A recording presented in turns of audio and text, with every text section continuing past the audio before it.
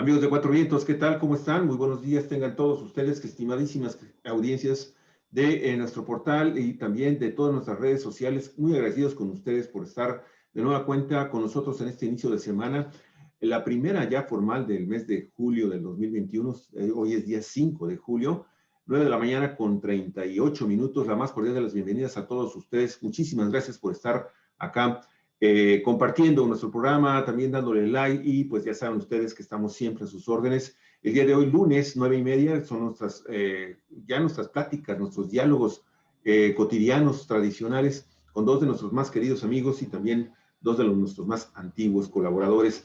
Daniel, maestro en economía, perdón, maestro en Derecho Constitucional, Daniel Solorio Ramírez, y el profesor Armando Duarte Moller, quien también es doctor en Estudios de Desarrollo Global. Bienvenidos sean los dos y muchísimas gracias. El tema del día de hoy, amigos y amigas, muy interesante. Vamos a platicar de lo que queda todavía en el tintero con el tema de la visita más reciente de Andrés Manuel López Obrador, el presidente de México, a la entidad de Baja California, y también algunos temas relacionados con la consulta del próximo 1 de agosto, que ya estamos a unos cuantos días, para saber si el pueblo de México, finalmente, el 40% de la gente que está enlistada en el listado nominal del Instituto Nacional Electoral, casi 93 millones de personas, bueno, el 40% se requieren para que podamos llevar finalmente a juicio a los expresidentes de México del periodo neoliberal. Hugo Galicia Aragón, muy buenos días. Adelante, por favor. Muy buenos días, amigos, amigas de Cuatro Vientos. Buenos días, Armando, Daniel, Javier.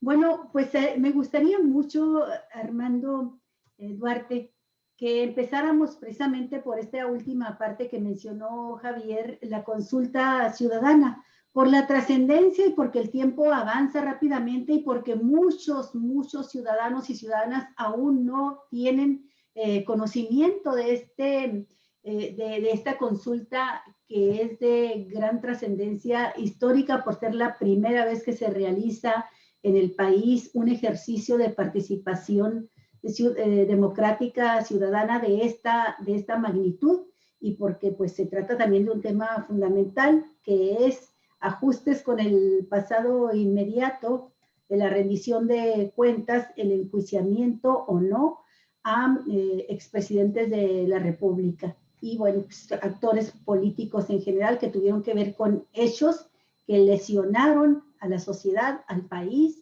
y a familias, a ciudadanos en concreto, que dejaron daños, en algunos casos irreparables. Y bueno, pues estaba buscando esta consulta para el 1 de agosto.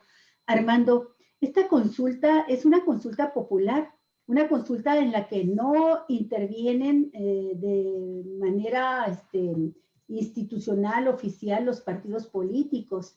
Es una consulta que recae sobre el Instituto Nacional Electoral, su organización, y sobre los ciudadanos también organizarse por fuera, como parte de la sociedad para participar, para votar. Pero mucha gente no sabe qué hacer, no sabe si puede hacer o no algo previo al 1 de agosto y qué hacer el 1 de agosto para garantizar que la consulta se lleve como debe de ser, con transparencia, con limpieza, de manera democrática, que los votos por el sí y por el no se cuenten honestamente. ¿Qué sabes tú al respecto? ¿Qué nos puedes decir, Armando?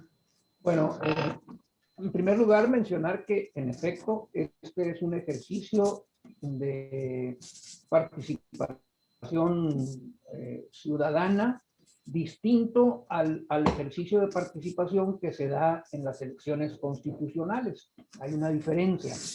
No se trata aquí de elegir representantes en los distintos niveles o poderes que integran el Estado mexicano, el legislativo y el ejecutivo en particular. Se trata de opinar en relación con un tema de interés nacional, que es en este caso la posibilidad de hacer una investigación que esclarezca las acciones realizadas por expresidentes, pero también funcionarios o exfuncionarios de anteriores regímenes que hayan traído consecuencias negativas a el erario público, que hayan digamos, afectado el Estado de Derecho en nuestro país. Y esta característica de ser un ejercicio ciudadano no electoral le confiere determinados elementos que son, digamos, Diferentes. definitorios de este tipo de ejercicio. En primer lugar, los partidos políticos no tienen una responsabilidad ni tampoco vamos a llamarle así, derecho como partidos políticos a incidir, a participar en esta consulta, en el sentido de que no es un ejercicio de democracia representativa. Los partidos políticos están estrechamente relacionados con este tema de la democracia representativa. La gente elige candidatos que postulan los partidos de acuerdo con nuestro sistema electoral y son estos los que van a ocupar los cargos de gobierno. Bueno, aquí no se trata de eso. Por lo tanto, el partido, digamos que no tiene vela en el entierro, ¿no? Es un ejercicio ciudadano. No es de democracia representativa, es de democracia directa. La ley de participación ciudadana reconoce tres tipos: representativa, participativa y directa. Bueno, esta, ¿verdad?, que es una consulta popular, cae específicamente en el tipo de mecanismo de democracia directa. Y cuando se habla de directa, sin intermediarios. Los partidos políticos son intermediarios. Entonces, sin intermediarios, no tienen cabida los partidos políticos. Y en este sentido, no debe de existir en la promoción de la consulta la presencia de los partidos. Por eso, dentro de los lineamientos y todo lo que se ha venido señalando sobre la forma como se va a realizar la consulta, se dice que la única institución que puede promover como tal, como institución, la consulta es el Instituto Nacional Electoral. Ellos ya anunciaron que a partir del 15 de julio van a hacer una campaña de 15 días a través de los medios de comunicación para promover la participación de la gente en la consulta. Me parece un tiempo muy reducido, pero bueno, ¿verdad?, por la dimensión y la importancia del evento. Y los ciudadanos en lo particular, sí podemos promover la participación de otros ciudadanos en la consulta, como normalmente se hace, que platicas con un conocido y le preguntas: ¿tú sabes algo sobre la consulta? No, pues que sí o que no. Y entonces ya le explicas y hasta le puedes decir: fíjate que es importante que vayamos, te invito a que vayas el 1 de agosto. Eso no es incurrir en ninguna violación a la norma.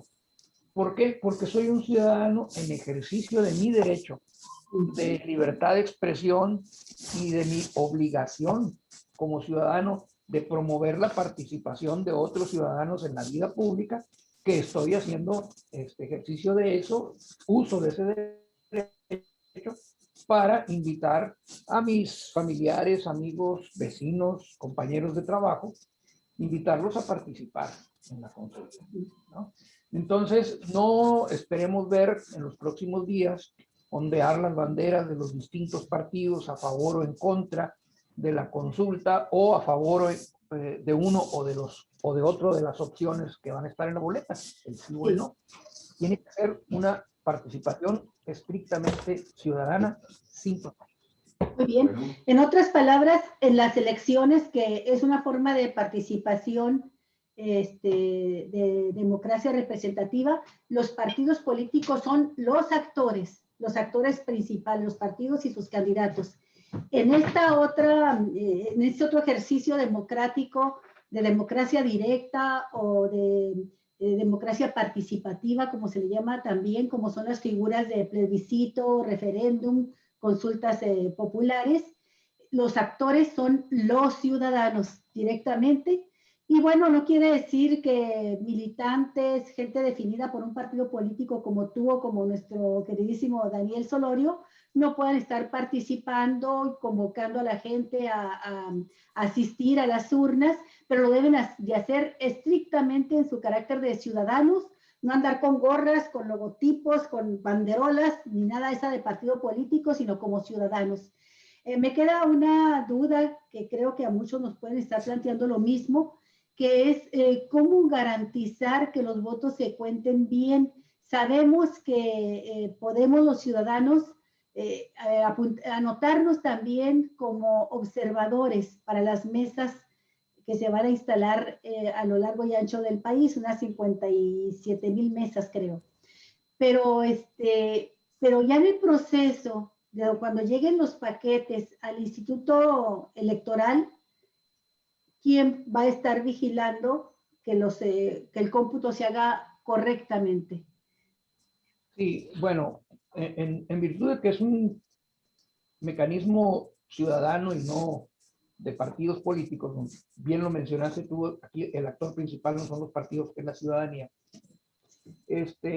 Son los ciudadanos los que van a estar o pueden estar observando el proceso, tanto en la mesa en donde se reciben los votos o las opiniones de la gente, como en los organismos electorales. ¿Sí? Son observadores ciudadanos, no representantes de partidos. Puede ser del PRI, puede ser del PAN o de Morena o de cualquier partido, pero no van en calidad de, sino en calidad de ciudadanos, ¿no? Bueno, ¿cómo se va a hacer el registro? La forma tradicional en las elecciones constitucionales es que el partido político presenta una lista de representantes. Ahora no. Ahora las personas se pueden registrar, pueden acudir a las oficinas del Instituto Electoral y decir, yo me quiero inscribir como observador para el proceso de consulta. Habrá hasta 3 en cada mesa receptora. 3 o 4 me parece. No estoy muy... pero no solamente acudiendo a las oficinas del instituto, sino también a través de la tecnología. Hay una aplicación que ya está, entra uno al portal del Instituto Electoral y hay ahí un anuncio que dice registro de observadores para la consulta. Entra uno allí, ¿verdad? Y se despliega un formulario que uno tiene que llenar, tu nombre, tu correo electrónico, algunos datos que te piden, ¿no? Y tienes que subir en ese mismo momento, cargar en el portal una copia de tu credencial de lector, una fotografía, creo que exigen que sea el fondo blanco, sin lentes, ¿no? Haga de cuenta que va a ser la fotografía para el pasaporte, de ese tipo, ¿no? Y enviar la solicitud. El que uno se registre en esa aplicación no significa necesariamente que vaya a quedar, ¿verdad? ¿Por qué? Porque es el Instituto Electoral el que en última instancia de todas las solicitudes determina quiénes quedan. Ahora bien, creo que la respuesta es inmediata, ¿no? Si el registro fue exitoso o hizo falta alguna cosa. ¿Por qué? Porque pudiera darse el caso, la veo difícil, que hubiese mucha gente y que sobrepasara la cantidad de representantes admitidos en cada mesa, pues habrá que rechazar a los que se pasen. No creo que sea el caso, ¿eh? Y tampoco hay que señalarlo, el que yo me registre, ¿verdad? Y me registre en mi sección electoral, sección 89, por ejemplo, en mi caso, y aquí el distrito 3, que yo vaya a estar en la mesa más cercana. No, me puede tocar en otra parte. ¿Por qué? Porque de lo que se trata es de distribuir las solicitudes de manera que haya la mayor presencia en la mayor cantidad de mesas, ¿no? Ahora, ese registro ya está abierto. Ahorita el que quiera puede ingresar a la página del INE y hacer su solicitud. Esa es una.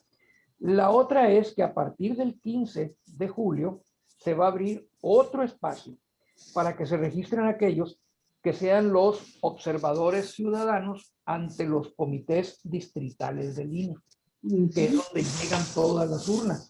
y donde finalmente se realiza el cómputo final. Allí también puede haber ciudadanos. Se tienen que registrar mediante este procedimiento que acabo de mencionar, pero eso empieza hasta el 15 de julio, según tengo yo entendido.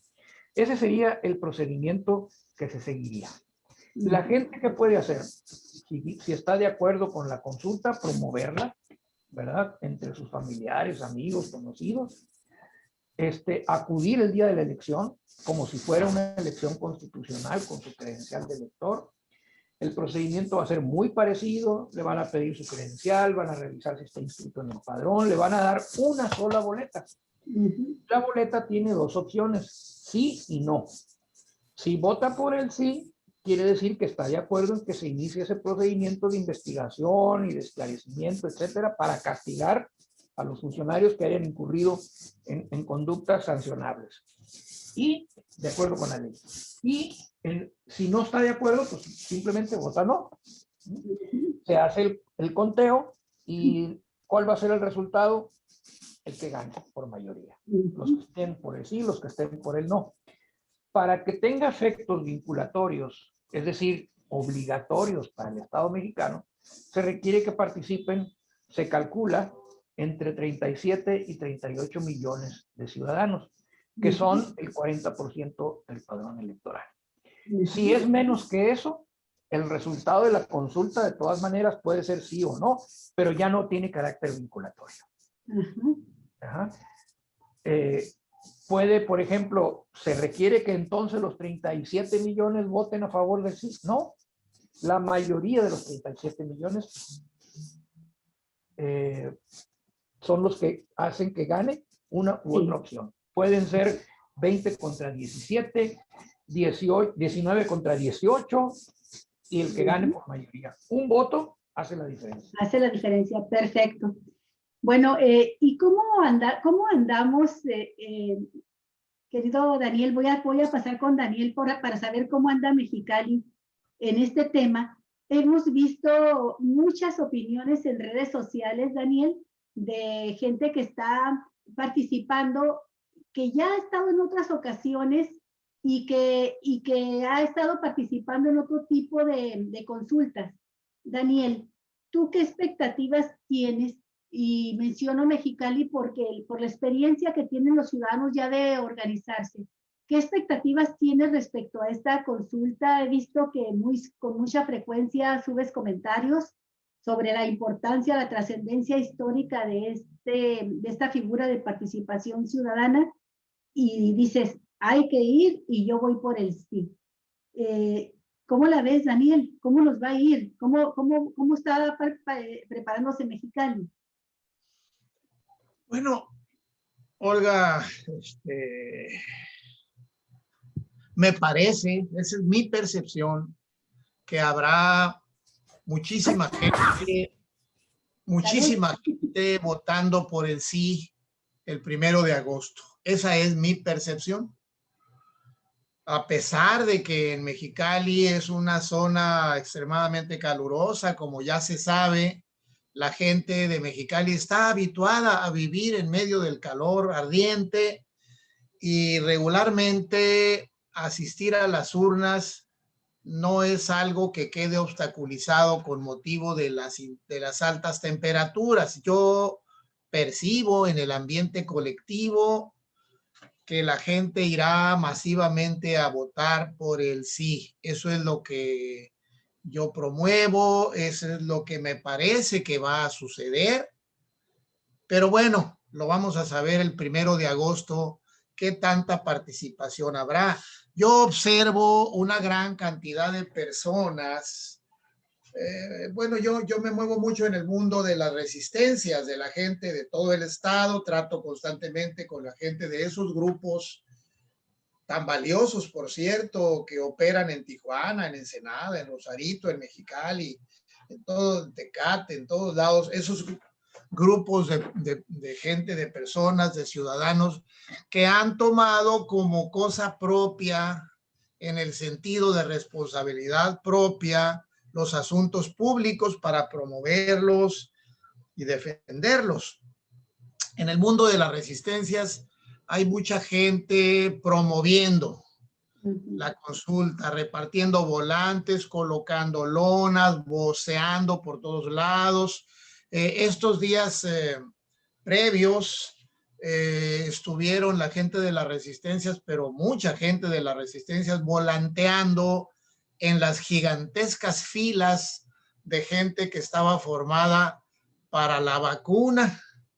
Para la vacuna hubo muchísima gente repartiendo volantes en esas filas casi interminables de gente de Mexicali yéndose a vacunar.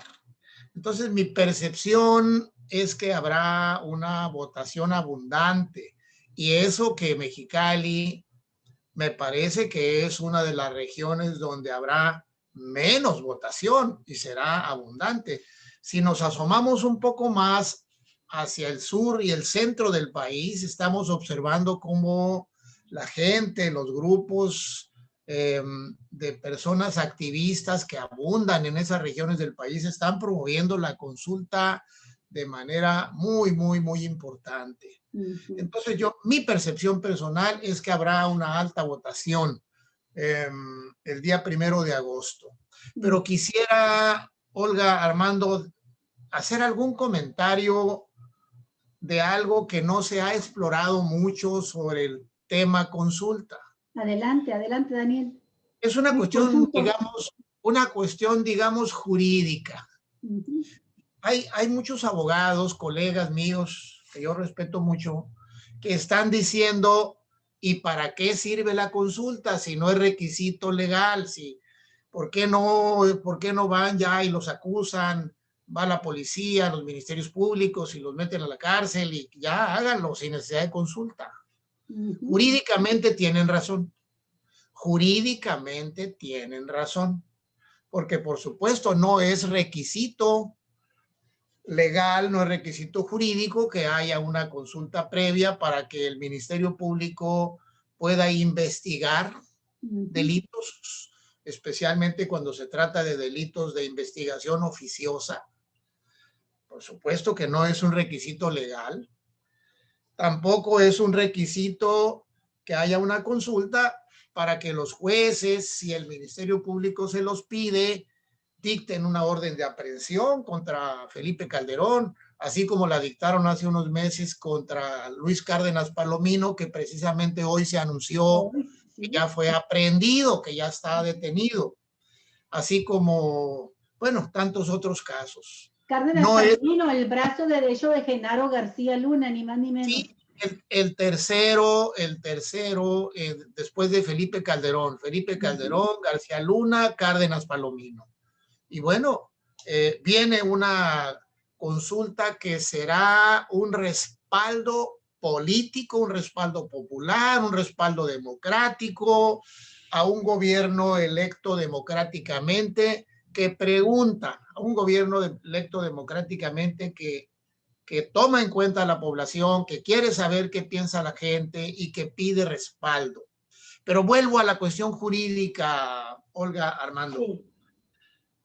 ¿Qué pasaría? Quiero tocar el punto central.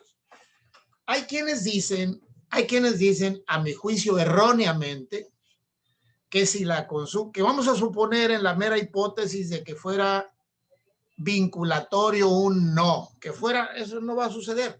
Pero bueno, vamos a suponer que va muchísimo. Es una pregunta que hace algunas personas, ¿eh? Sí, algunas personas dicen, bueno, ¿y si llegara a ganar el no? Si llegara a ganar el no, para efectos políticos, surte efectos políticos, pero no surte efectos jurídicos. A pesar de que sea el concepto vinculatorio ahí, porque efectivamente sería un no, es una negativa en el sentido político, pero no significa una absolución, un perdón jurídico para aquellos que han cometido delitos. Aún en la hipótesis de que ganara el no, la fiscalía está en su más completo derecho, en su deber jurídico, los jueces están en su deber jurídico de dar curso a las investigaciones como si no hubiera habido jamás consulta.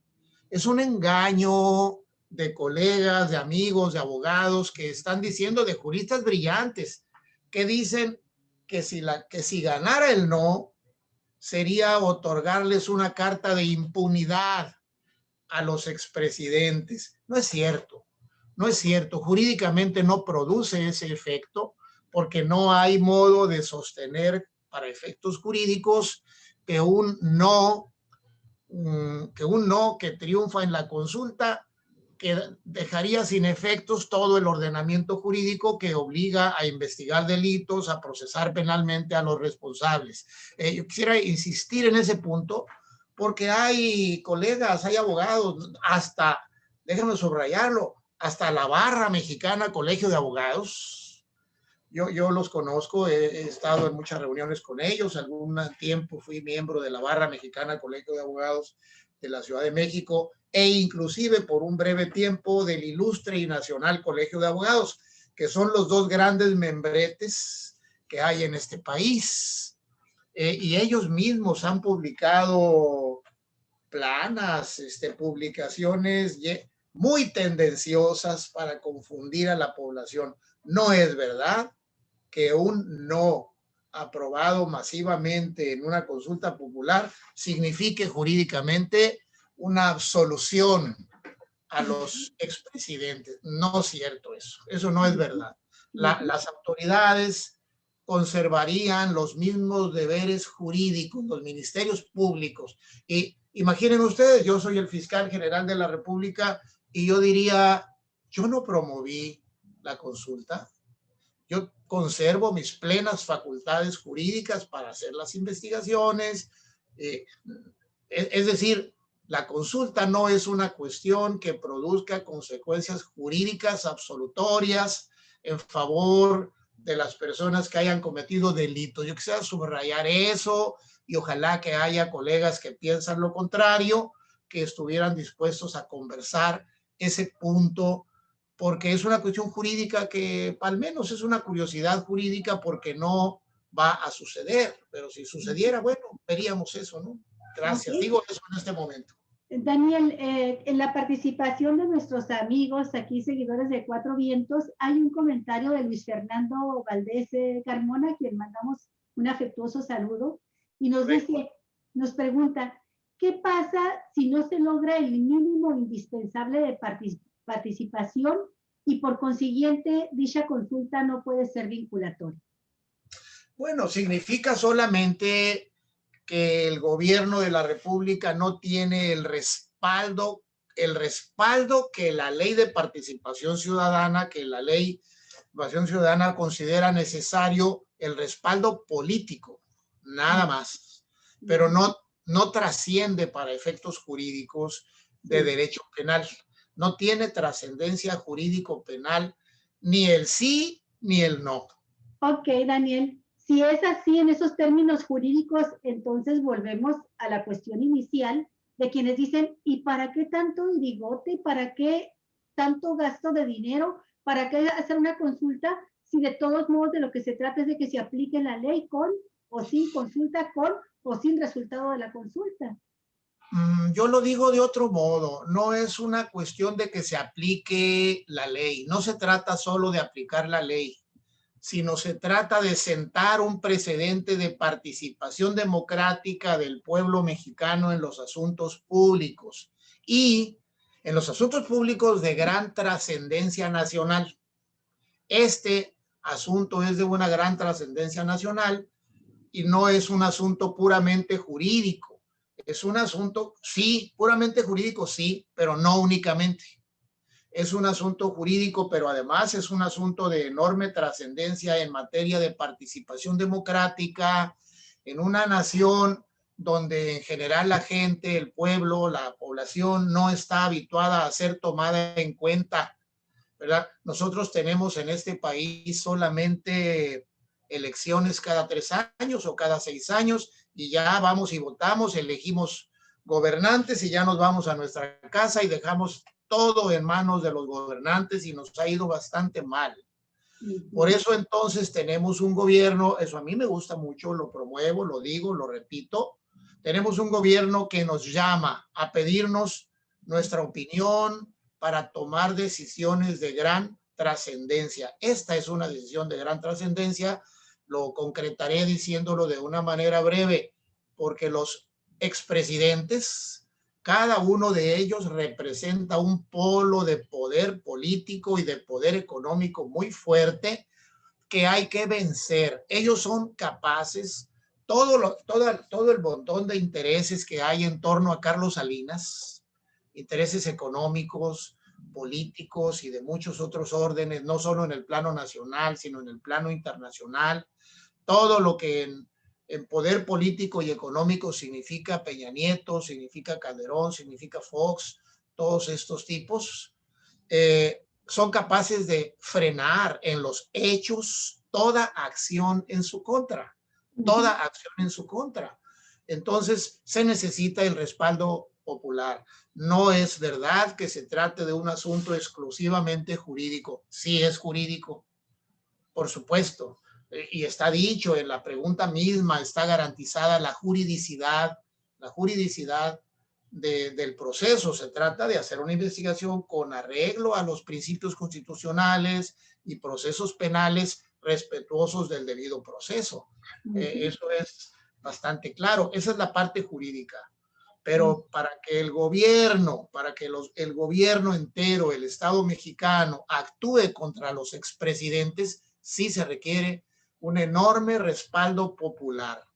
Un enorme respaldo popular.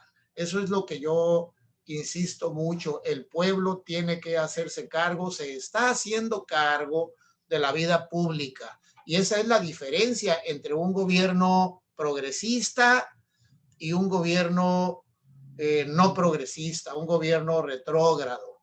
Y tenemos un pueblo que está participando. Yo mismo, mucha gente, antes éramos ajenos a la vida pública. Bueno, ya votamos y ya ganaron los panistas. Uf, nos molesta, pero bueno, ay, a ver qué pasa con los panistas y ya. Pero no, ya la gente ahora está eligiendo, pero luego vigilando. ¿Qué están haciendo? ¿A dónde van? ¿Qué pasa? ¿Por qué están haciendo eso? Y en este tema de impunidad, bueno, ¿quién no sabe que México es el país de la gran impunidad de los poderosos? ¿Quién no sabe que en México los estudiantes de derecho, desde que ingresan a las facultades de derecho a tomar clases de derecho penal, empiezan a oír una especie de sentencia política que dice, jóvenes, dicen los profesores de derecho penal, jóvenes, vamos a estudiar derecho penal, pero es bueno que ustedes sepan que el derecho penal en este país es para los pobres. El derecho civil es para los ricos, porque ellos tienen cosas. Pues esa es mi respuesta por el momento, Olga. Podemos muy bien, muy interesante la respuesta del jurista, con los tintes también del análisis político. Pero Armando, en este caso, ¿qué contestarías tú a quienes dicen, bueno, si lo que se trata es de ir a votar sí, entonces ¿para qué poner el no si de todos modos se tendría que ejercer la acción penal? Es decir, tú sabes que hay muchos argumentos por parte de quienes se oponen a esta consulta, que no pueden decirlo abiertamente porque pues es muy cuesta arriba salir a decir no queremos que se enjuicie los actos de gran corrupción del pasado o de crímenes de lesa humanidad que se cometieron en el pasado, pero volvemos aquí. ¿Por qué entonces ir a la consulta? ¿Cuál es el propósito que tiene? Ya nos dice Daniel desde el punto de vista jurídico, pero desde el punto de vista político, social, a ti, que eres precisamente maestro en sociología y que eres un analista político de primer orden, ¿cuál es la trascendencia de esta consulta? Y en ese sentido también, la necesidad, es necesaria la consulta, se requiere, ¿por qué?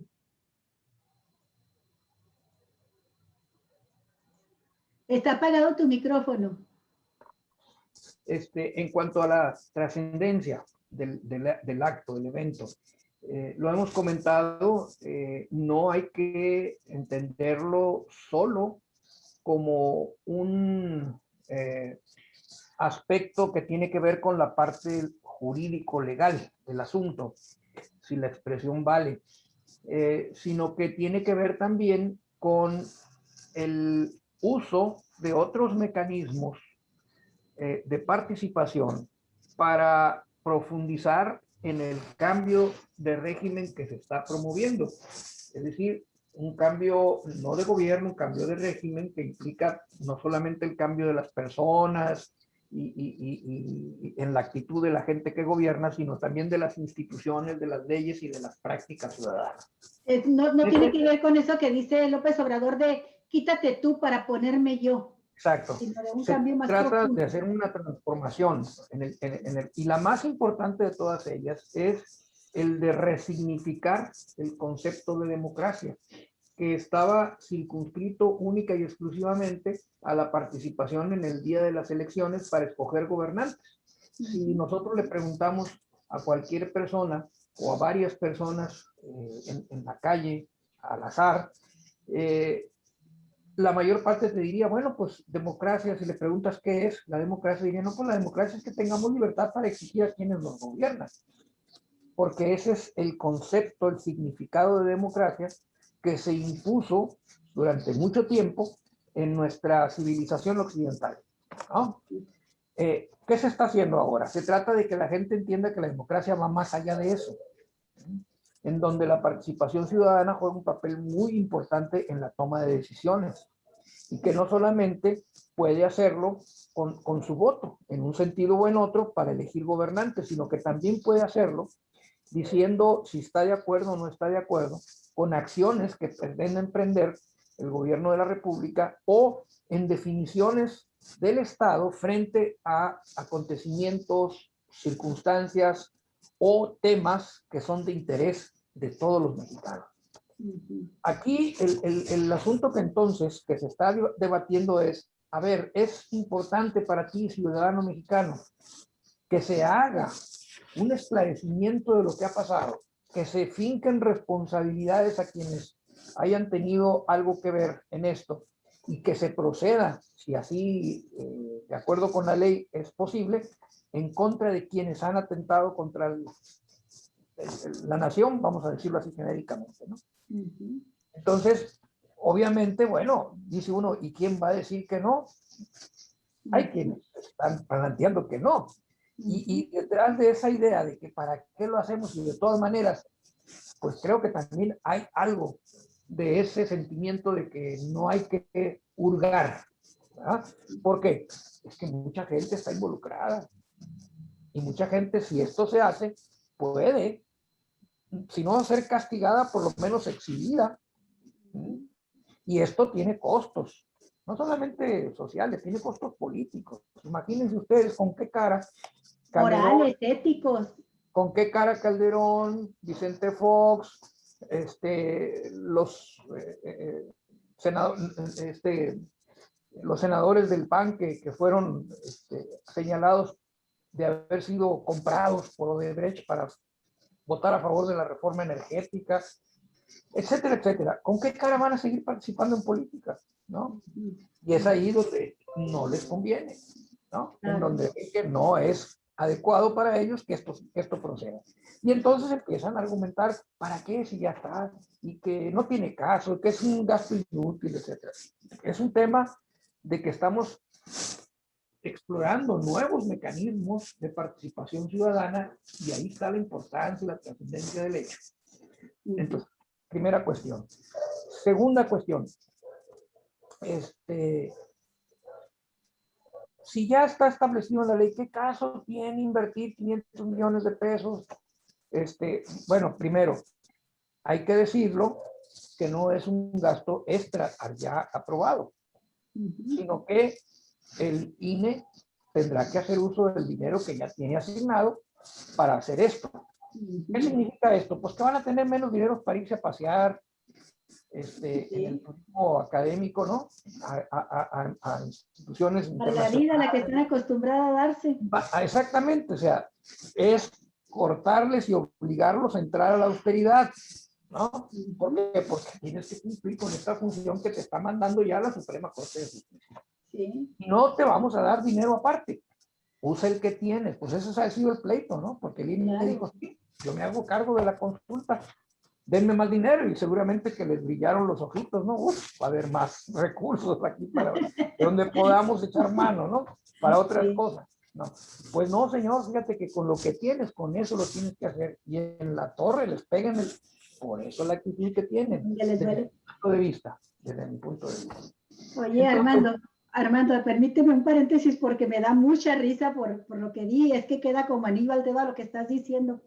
No recuerdo si fue Helguera o algún otro caricaturista, estos moneros geniales que tenemos en México, que hizo una caricatura donde van los 3 representantes de la coalición Vamos por México y están platicando con Lorenzo Córdoba del INE, y era cuando traían esta versión de que habían ganado ellos, que habían ganado porque habían evitado que Morena tuviera mayoría calificada en el Congreso, y por eso dicen ganamos.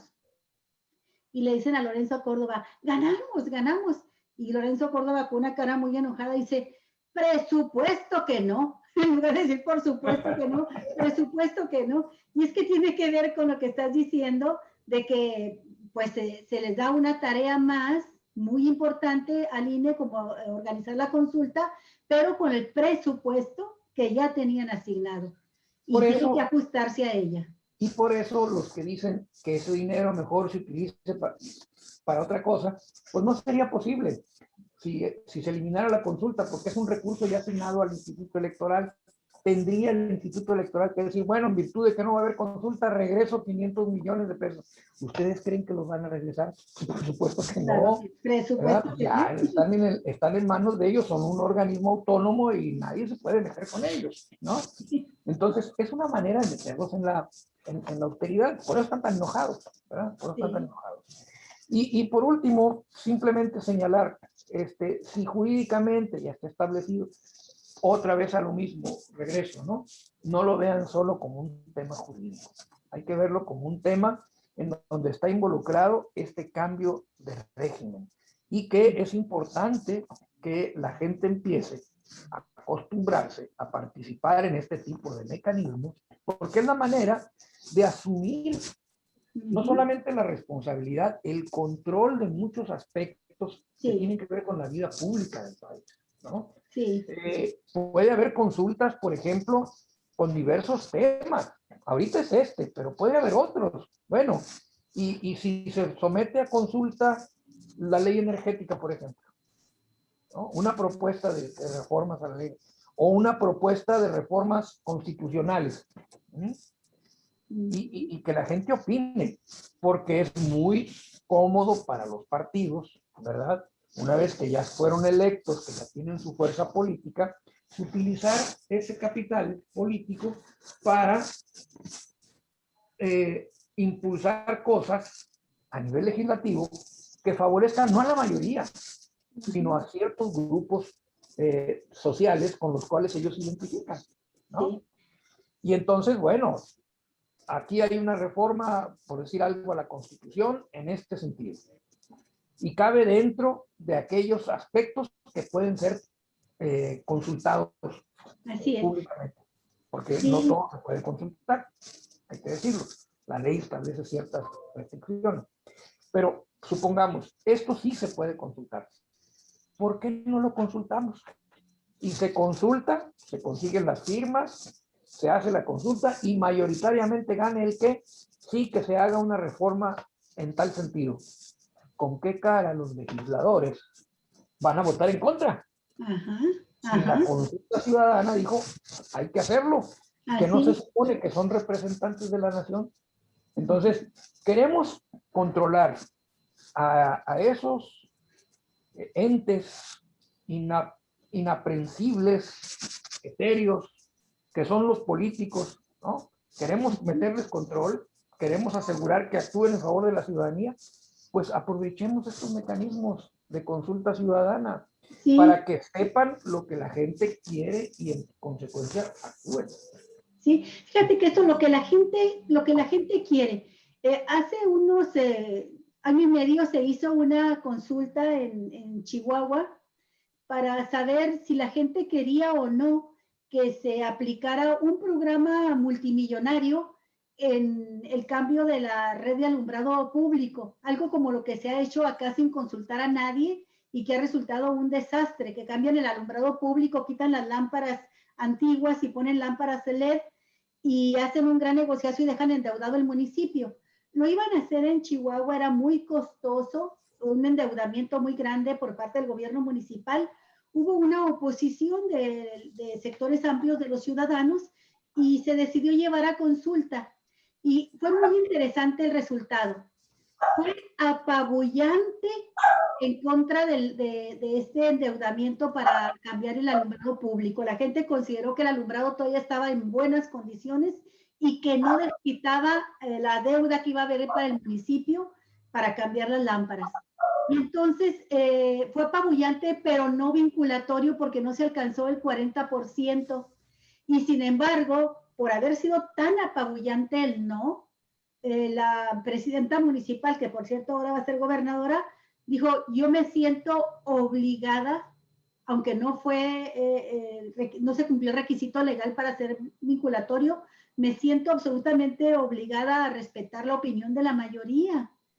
Faltó como un 10% para cumplir el requisito, pero es claro, dice, es claro que la gente mayoritariamente dice no. Entonces cancelamos este programa. Me pareció muy interesante esa respuesta de la gobernante y creo que esta participación ciudadana por el juicio a los expresidentes, comprendiendo todo el significado jurídico que nos explicó Daniel ahorita con mucho detalle por el sí, por el no y la abstención, qué repercusiones jurídicas tendría.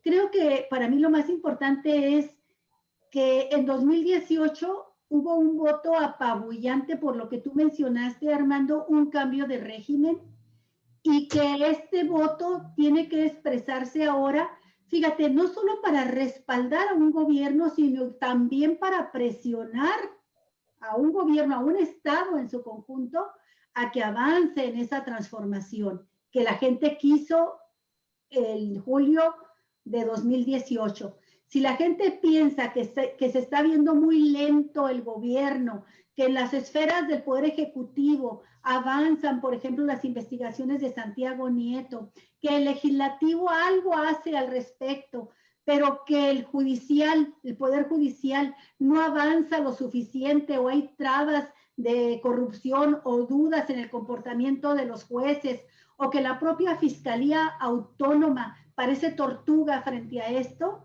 entonces creo que ir a las urnas a decirles, muévanse, queremos justicia, queremos que no haya más impunidad, pero no la queremos para el siglo venidero, queremos que actúen, por lo menos que quede muy claro que lo de Emilio Lozoya Austin, que ya empezaron, va a llegar a fondo, se va a investigar a toda la red, efectivamente llegarán a la cabeza que era Enrique Peña Nieto en esos enormes fraudes a Pemex. Y queremos también, ¿verdad?, que las masacres que ha habido se investiguen y que no nos basta con que detengan ahora a Cárdenas Palomino en respuesta a que dicen que está acusado de unos actos de tortura, sino que queremos un enjuiciamiento global de crímenes de lesa humanidad que se cometieron, de nexos de la autoridad con del gobierno, con Genaro García Luna y el cártel de Sinaloa. En fin, que esta consulta es para arropar y es para presionar. Yo así la veo. Y como a pesar de todo lo que ha pasado, a pesar de las dificultades por las que hemos atravesado en este año, este tiempo de pandemia y las crisis que se tuvieron que enfrentar económica y de sanidad, a pesar de todo ello, se mantienen, dicen, alto el porcentaje de popularidad a favor del presidente de la República. Bueno, creo que entonces debe haber una participación alta de ciudadanos que vayan a apoyar y a presionar para que los juicios se realicen. Por eso coincido con Daniel en el sentido de que siento que hay una expectativa buena de participación en ese sentido, porque somos un país que está ya hasta la coronilla de la impunidad, no solo de la corrupción. Si les parece, Armando, si no tienen otro comentario, Daniel, pasamos al siguiente tema, que es el balance que hacen ustedes de la reciente visita que tuvimos aquí en Baja California del presidente Andrés Manuel López Obrador y que se aventó en el fin de semana los 6 municipios, considerando ya a San Quintín como municipio, en una gira muy intensa de trabajo. Y bueno, yo no agrego más, nada más ustedes qué piensan de esta visita, las lecturas políticas que tiene, porque bueno, vino a inaugurar las instalaciones de la Guardia Nacional en diferentes regiones del estado, que es una de las metas de trabajo obligatorias, necesarias que se propuso el gobierno, porque una vez creada la Guardia Nacional, pues ahí andaban pidiendo, ahora sí que andaban pidiendo hospedaje, a ver quién los quería albergar, a ver en qué instalaciones se metían, ¿no? Porque no tenían sus propias instalaciones. Entonces viene a inaugurar estas cuarteles de la Guardia Nacional en el estado, y viene también a hablar de la necesidad de que se abra por completo ya la frontera Baja California, la frontera con Estados Unidos, para reactivar más rápidamente la economía. Y hablar de los programas de salud al inaugurar la ampliación del hospital de San Quintín, que no es lo que estaban pidiendo los sanquintinenses, que querían no la ampliación, sino un hospital de especialidades, pero por lo pronto, bueno, lo que se pudo hacer fue la ampliación. Pero hay lecturas políticas también de esta gira, y una de las que he escuchado directamente de personas con las que platicamos en estos días es que vino a darle un espaldarazo a Bonilla, un agradecimiento por el voto contundente, mayoritario de los bajacalifornianos a favor de la Cuarta Transformación, a favor de Morena, y que, bueno, las especulaciones se soltaron de que Bonilla hasta por ahí lo hicieron presidenciable, ¿no? Pero que sí puede tener un apoyo importante en la siguiente etapa, ahora que concluya su gobierno. Te veo con cara de what, de qué pasó, de por qué dicen eso, Daniel. ¿Qué piensas de esto, Daniel? De la gira y de esas lecturas. Hay lecturas de todo, ¿no? Hay unos cuantos hechos y una multiplicidad de lecturas. Uno de los hechos son, obviamente, lo que acabas de señalar. Ciertamente el presidente más de una vez, por lo menos 2 veces, en su gira, hizo público un agradecimiento a Bonilla, ciertamente. Yo de ahí no derivo un espaldarazo, no derivaría para nada un espaldarazo para que Bonilla pudiera ser algún día candidato o presidente. Yo no derivo eso, ni de chiste. Mi lectura es una sobadita porque te quité a Constellation Brands, porque no te apoyé para que te quedaras 5 años como querías quedarte, y aparte porque te tengo afecto personal, y eso te lo voy a... ¿Por qué no quedó su candidato a gobernador también? Porque no, exacto, te tengo que dar una sobadita porque eres amigo, pero a pesar de que eres amigo personal, yo, presidente, estoy por encima de eso y te respeto y te tengo afecto personal, pero no te apoyé para que hicieras gobernador a quien tú querías. Tampoco te apoyé para que te quedaras 5 años, porque eso te lo dije claramente que me daría vergüenza, lo dije claramente hace 2 años o más. Y porque, bueno, hubo muchas otras cosas que quisiste hacer y que creíste que lo podías hacer porque gozabas de todo el poder presidencial, y no lo tenías. Te quité a Constellation Brands, qué pena que hayas intentado tanto seguir aferrado a una cosa como Constellation Brands. Entonces te doy una sobadita, y además voy a volver a acompañarte a otras cosas porque ya te vas. Y bueno, por otro lado, también te sigo necesitando como amigo, pero además te sigo necesitando porque vas a volver a ser senador. Sí, lo requiere en el Senado. Puedes regresarte a la senaduría y te necesito, te sigo necesitando. No te quiero rencoroso conmigo. No quiero rencores, no quiero perder tu amistad, quiero que me sigas respaldando en el Senado. El presidente sabe mover esas fichas, me parece muy bien. Yo no lo veo como un respaldo para continuar una carrera política que me parece que no se le da a Jaime Bonilla. Por lo menos, yo diría, ese enorme triunfo de Morena en Baja California fue no gracias a Bonilla, sino a pesar de Bonilla. Hubo una gran cantidad de gente promoviendo voto parejo y diciendo, ni hablar, a pesar de Bonilla, había gente que decía, me voy a tapar la nariz a la hora de votar porque los candidatos de Bonilla, porque esto no lo quiero ni oler y voy a votar por el movimiento, por la cuarta transformación que impulsa López Obrador y que aquí está atorada por causa de Bonilla. Entonces, bueno, yo no le doy la lectura de un respaldo a Bonilla, pero sí un apapacho porque se sabe que López Obrador le tiene afecto personal, no es un hombre ingrato. Esa es mi lectura. Gracias, Daniel. ¿Y tú, Armando, qué lectura política haces de la visita del presidente? Bueno, yo comparto la opinión de Daniel, la suscribo completamente, ¿no?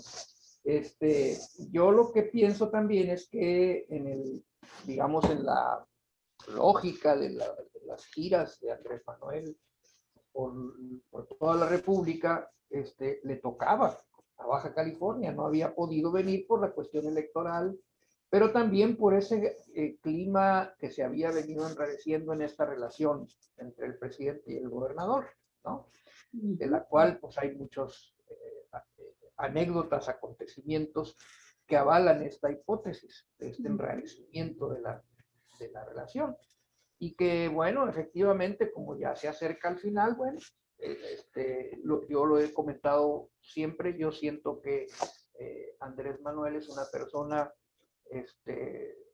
que cumple su palabra, es una persona que tiene muy en alto los valores de la lealtad personal y Bonilla sin duda alguna jugó un papel importante en la construcción de Morena en el Estado, en lograr cumplir los requisitos para el registro del partido, los requisitos para el Estado, y en el posicionamiento de Andrés Manuel durante sus sucesivas campañas presidenciales.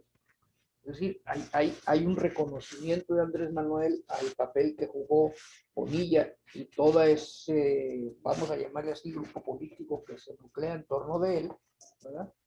Y pues no es un ingrato, como dice Daniel, y lo ha premiado, siendo el principal, digamos, cuadro del partido Morena en Baja California durante un tiempo, presidente del Comité Ejecutivo Estatal, antes de eso delegado nacional, y luego gobernador del estado, sin ir más allá de lo razonable dentro de la política aconseja. O sea, sí, eres el gobernador, pero no 5 años, ¿no? O sea, hasta aquí. Ya eres gobernador, bueno, 2 años, hace un buen papel, ¿no? Sí. Y nadie puede negar, ¿verdad?, el hecho políticamente muy evidente e importante de que de todas las entidades de la República que participaron en esta contienda, o sea, de toda la República, Baja California fue, creo, el único estado en donde Morena logró el carro completo. Sí, y que es la tercera vez consecutiva, Armando. Y es la tercera vez consecutiva, porque fue en el 18 todas las diputaciones federales y senadurías, fue en el 19 todas las diputaciones locales y los ayuntamientos, y fue ahora, combinando lo que es elección local, repitiendo lo del 19 y repitiendo lo del 18, todas las diputaciones federales. Entonces, eso políticamente hay que reconocerlo, pues es digamos, una hoja de expediente de tareas cumplidas en el máximo nivel, ¿no? De modo que no se reconozca. Sí, Ni modo que no se reconozca. Ahora, fue resultado de la acción de Bonilla, yo digo parcialmente, como dice Daniel, ¿no? Probablemente, sí es cierto, muchísimos fueron a las urnas con el broche de tender la ropa, ¿no? En la nariz, para no oler aquellos olores no agradables que despedían algunas candidaturas, y dijeron, va por la cuarta transformación y sal, ¿no? Cerrando los ojos. Sí hubo muchos, hubo otros que lo hicieron por Bonilla. No hay que descartarlo. ¿De veras? Sí, ¿por qué? Porque les interesaba, porque les convenía, por lo que ustedes quieran. Seguramente. O no. O sea, todos, por ejemplo, los que apoyaron a estos candidatos, pues obviamente fueron a votar por... Bueno, ellos y sus familiares, pero no son muchos.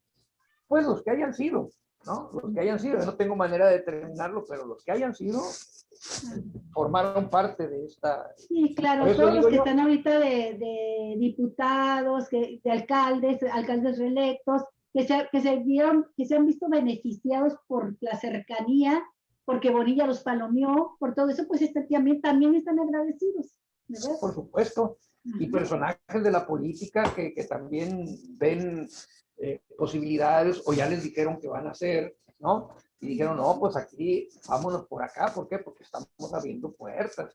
Sí. O sea, aunque ya empezaron rápidamente a virar y a rendir pleitesía a Marina del Pilar. Los que no estaban con Marina, las que no estaban con Marina, ya se ponen sus camisetas de Marina y bueno, ya están cambiando. Así son los tiempos, así es la política, y muera el rey, vive el rey.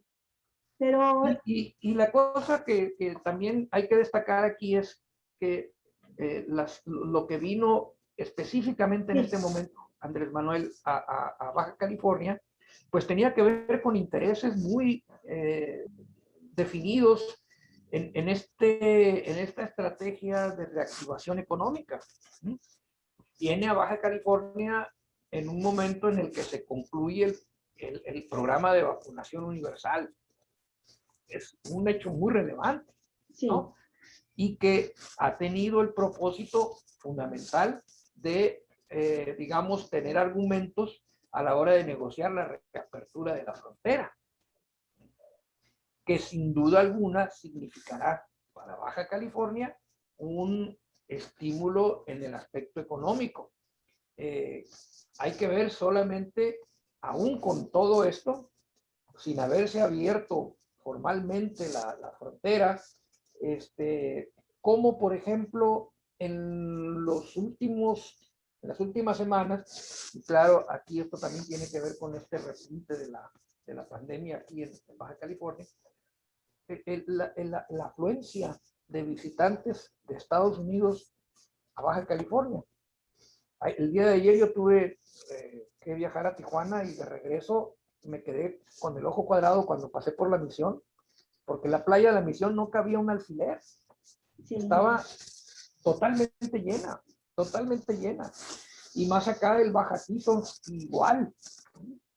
Entonces, lo cual no deja de ser riesgoso, ¿no, Armando? Ya me imagino cómo habrá estado el valle, ¿no? El valle del vino, la ruta del vino, llenísima de gente. ¿Qué significa esto? Que de alguna manera el hecho de que en Baja California se haya avanzado tan importantemente en la vacuna, pues inspire confianza a los visitantes de Estados Unidos que vienen para acá y se dejan venir a turistear, ¿no? Sí. Lo que tiene un impacto, ¿no?, económico en nuestra región, sin duda alguna, ¿no? Bueno, habrá que ver cómo lidiamos con los efectos colaterales. Está aumentando el número de contagios de Baja California. Ensenada en particular, ¿verdad?, tiene un incremento preocupante nuevamente. Bueno, vamos a ver cómo se comporta esto, porque sabemos que la vacuna no te exime al 100% del contagio, pero sí te protege de que ese contagio no siga, no se vaya a situaciones de gravedad y haya menos fallecimientos. Habrá que ver cómo vamos en esos indicadores más adelante. O sea, desgraciadamente estas cosas así son, ¿verdad? Es un poco el ensayo y el error, porque porque no hay información suficiente, no se conoce suficientemente la enfermedad, aunque se ha avanzado mucho en ello. Y pues hay que ir viendo cómo van las cosas. Sí. Entonces creo que vino precisamente a eso, ¿no? A dar un empujoncito, a decirle a las autoridades de California, miren, aquí estamos, terminamos, porque lo mencionó, ¿no? Fue parte de su discurso, hablar de esto, de que se había cumplido con la vacunación. Sí. Y segundo, el tema de la seguridad. ¿Cuál? El tema de la seguridad es fundamental para el impulso, la reactivación de la economía en la región. Entonces viene con un tema importante que es el de la seguridad. Viene, inaugura los cuarteles, habla de cómo ha ido avanzando su política en este campo, ¿no? Que también lo dijo en el informe reciente, ¿verdad? En donde da datos de cómo se ha venido mejorando la situación, si es que se puede mencionar de esa manera, en rubros como el robo de automóviles, el secuestro, es decir, varios delitos de alto impacto que son medibles más que otros, porque se denuncian abiertamente y dice, bueno, en estos hemos tenido una mejoría sustancial, como tratando pues de fomentar esa idea o de alimentar esa percepción de que las cosas en materia de seguridad van mejorando, ¿verdad? Que también eso influye en la disposición de los visitantes a venir a Baja California, no solamente en plan de turismo, sino en plan de inversión, en plan de, ¿no? Y desde luego la parte que tiene que ver con el intercambio, que si se sigue dando, pero se sigue dando en condiciones limitadas entre México y Estados Unidos en la zona fronteriza. Y en el caso de Baja California, pues somos los vecinos de la quinta economía mundial, ¿no? La de California. Y que seguramente en un escenario de normalidad, un poco a como estábamos acostumbrados antes de la pandemia, pues vendría a favorecer, a restituirle a la entidad esos índices de crecimiento, de actividad económica que pusieron siempre a Baja California en los primeros lugares a nivel nacional, en Producto Interno Bruto per cápita, intercambio comercial con Estados Unidos, en fin, una serie de elementos que habrá que complementarlos con la cuestión social, de bienestar, ¿no? Y aquí habría que mencionar el hecho de que en la zona fronteriza, bueno, el salario mínimo se fue al doble y hay una mejoría en el poder adquisitivo del salario, de manera particular en la zona fronteriza. Entonces, como que es parte de la estrategia del presidente, por eso hablaba yo de la lógica de sus giras, ¿no? Siempre tienen que ver con cuestiones que para él son fundamentales: seguridad, desarrollo económico y bienestar. Muy bien. ¿Y tú, Daniel, cómo ves estos resultados de la gira en estos aspectos, la economía y la seguridad pública? Bueno, particularmente en materia de seguridad pública, solamente quiero decir que valdría la pena dedicar un programa completo a este tema, que lo platiquemos con más detalle, porque es un tema de primerísima trascendencia y que está en boca de muchísima gente y que diariamente ocurren hechos tremendos, pero también hay que destacar todo el proceso lento, difícil, pero imparable que lleva el gobierno del presidente López Obrador para organizar la policía, esta novedosa policía que se ha llamado la Guardia Nacional. ¿Y qué sigue en materia de Guardia Nacional? ¿Qué sigue en materia de policías estatales? ¿Qué sigue en materia de policías municipales? ¿De qué manera la Guardia Nacional tiene que suplir la falta de policías en los estados y policías municipales?